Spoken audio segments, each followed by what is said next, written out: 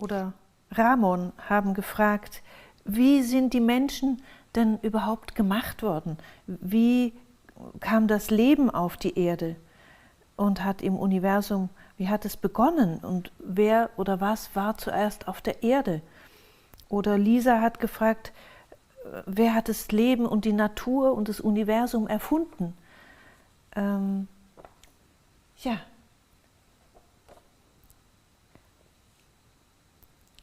Das sind sehr grundlegende Fragen, aber sie kommen von unseren jüngsten Zuschauern. Und ich finde das so, so schön. Und es waren ganz viele dieser Art.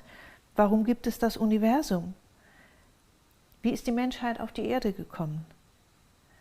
Ja, das sind jetzt ganz viele Fragen in einer. Christina, was möchtest du uns darüber sagen?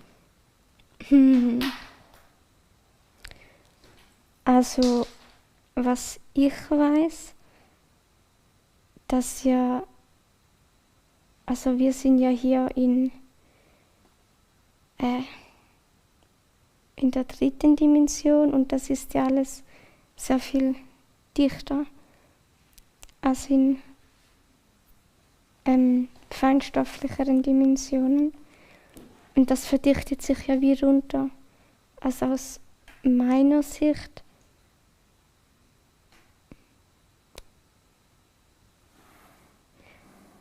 es gibt ja verschiedene Universen. Aber aus meiner Sicht hat sich das auch so runter verdichtet. Also dass es am Anfang viel feinstofflicher war und dass dann erst nach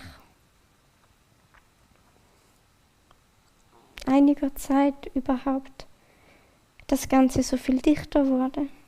Also auch mit der Erde. Sie war ja nicht von Anfang an so dicht.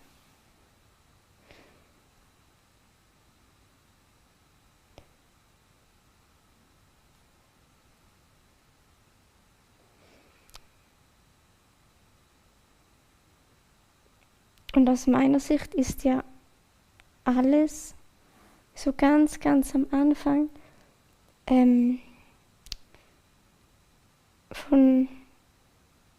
erschaffen worden von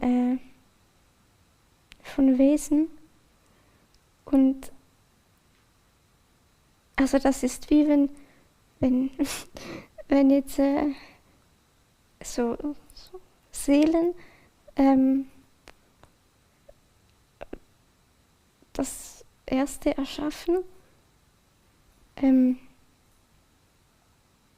also auch andere, eine Zivilisation. Und wenn die dann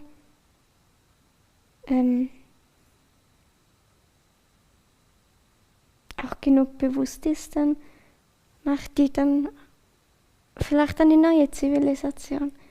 Also viele sind ja so entstanden, dass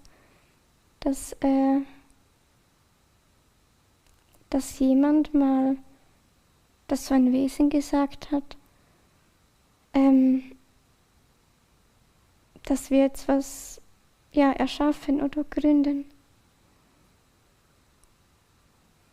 Und aus meiner Sicht war das eben zuerst feinstofflicher. Also dann auch die Körper von den Wesen.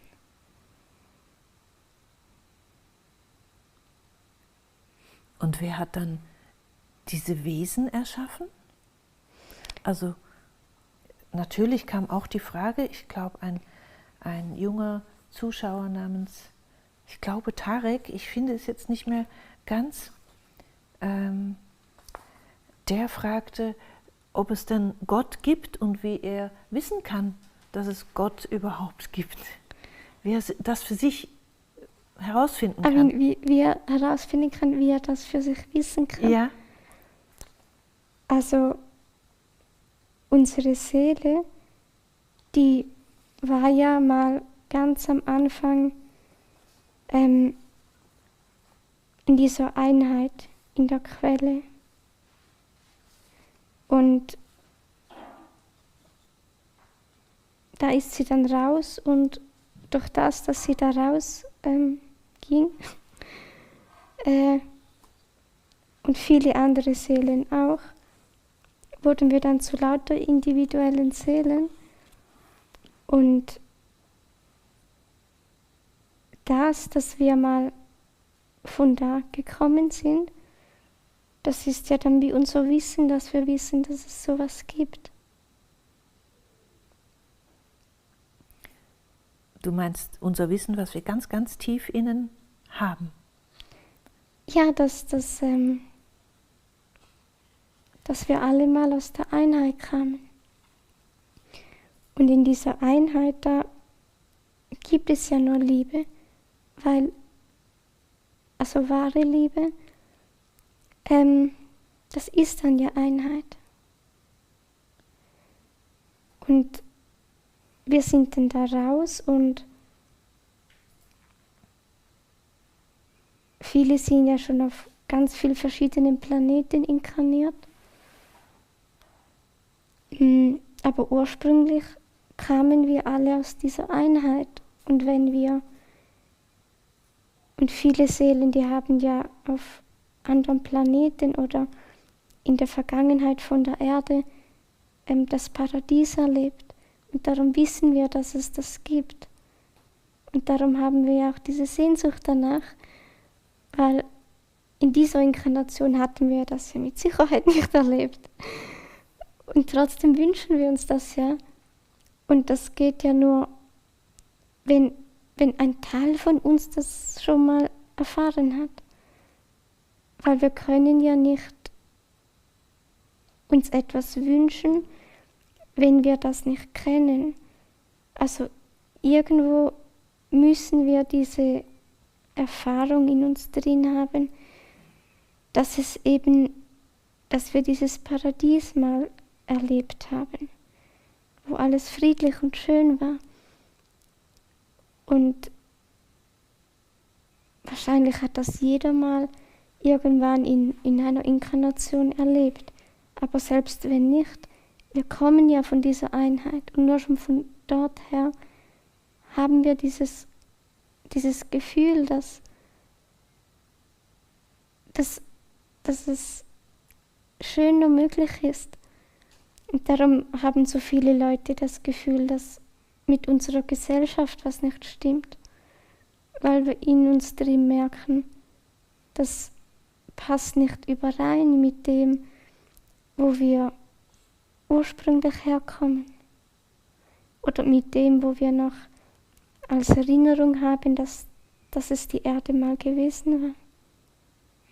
Jemand hatte auch gefragt, warum wir denn, wenn wir doch aus der Liebe kommen, warum wir gewählt haben, dann nicht mehr in der Liebe zu sein und, ich sage jetzt mal, hierher zu kommen auf diese Erde, wo das ja gerade jetzt im Moment so schwierig ist. Warum tun wir das? Aus meiner Sicht war das ja mit der Erde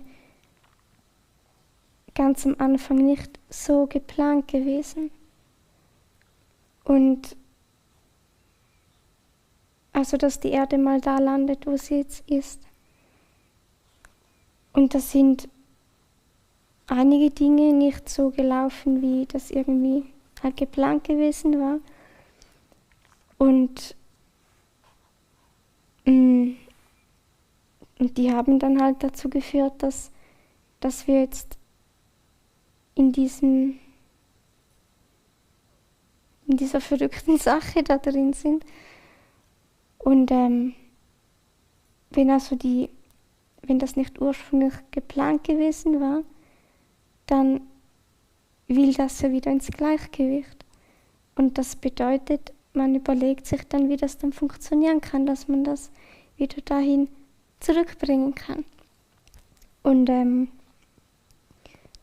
für das ist es dann nötig, dass wir, die noch wissen, dass es anders möglich ist, dass wir dann auf die Erde kommen, damit wir also diese Information auf die Erde zurückbringen und diese Möglichkeit wieder größer wird, dass oder eigentlich eher die Menschheit wieder dahin zurück kann, weil die Erde selber, die wird das ja schon können.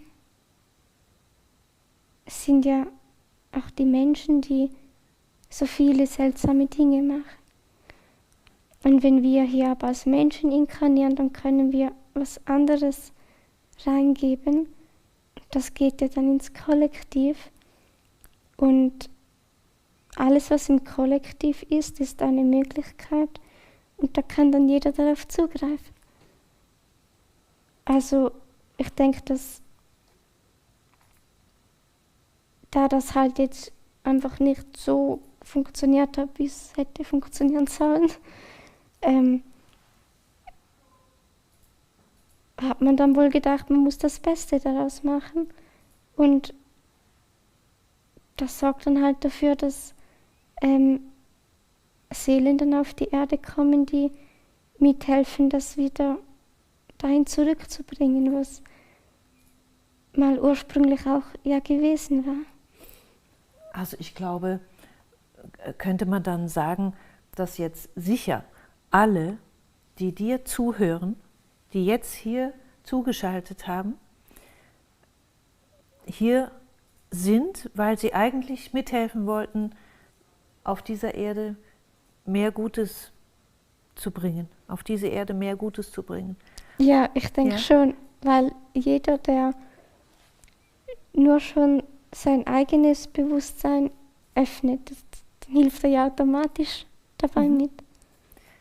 Ja, und sonst würdet ihr ja Christina nicht zuhören, wenn ihr diesen Wunsch in euch nicht mehr spüren würdet, weil es gibt ja die Wesen, die spüren das schon gar nicht mehr.